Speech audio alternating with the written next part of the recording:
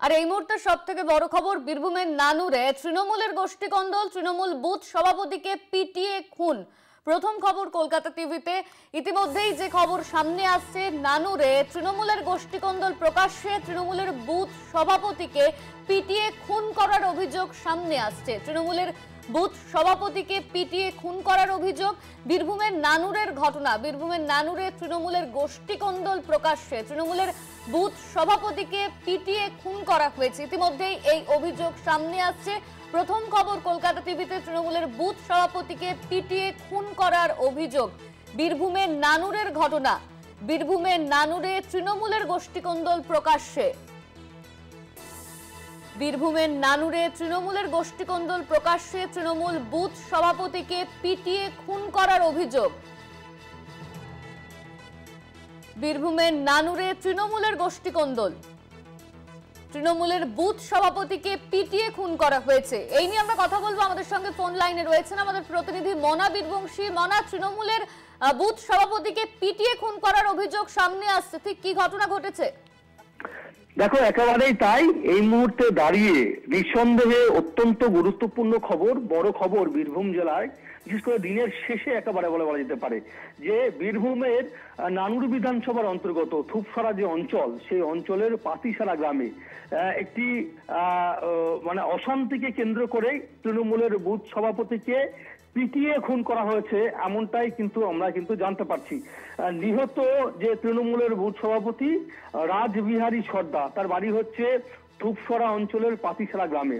দেখো, তারপরেই এই ঘটনার পর বেশ কয়েকজন জখম এবং যিনি মারা গেছেন তাকে নিয়ে কার্যত কিন্তু বলা যেতে পারে যে সেখান থেকে, যেহেতু প্রতিবেশী জেলা আমাদের পূর্ব বর্ধমানের, মঙ্গলকোটে নিয়ে যাওয়া হয়। মঙ্গলকোট হাসপাতালে এই রাজবিহারী সর্দারকে চিকিৎসকরা মৃত বলে ঘোষণা করে এবং বেশ কয়েকজন ইনজিওর্ড অর্থাৎ জখম, তার মধ্যে তাদের প্রাথমিক ট্রিটমেন্ট করে হাসপাতাল থেকে ছেড়ে দেওয়া হয়।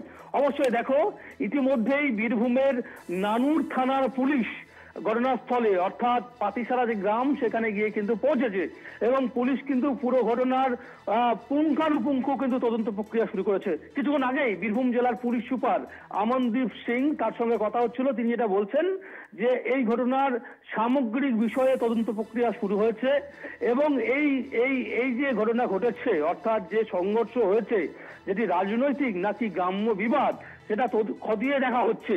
পুলিশ এমনটাই কিন্তু বলছেন। তবে অবশ্যই এই মুহূর্তে দাঁড়িয়ে এই ঘটনার সঙ্গে যারা অভিযুক্ত, তাদের বেশ কয়েকজনকে বীরভূম জেলার পুলিশ সুপার আমনদীপ সিং জানিয়েছেন তাদেরকে আটক করা হয়েছে এবং তদন্ত প্রক্রিয়া কিন্তু শুরু হয়ে গেছে। নানুর থানার ওসি যিনি রয়েছেন, তিনি ঘটনাস্থলে রয়েছেন।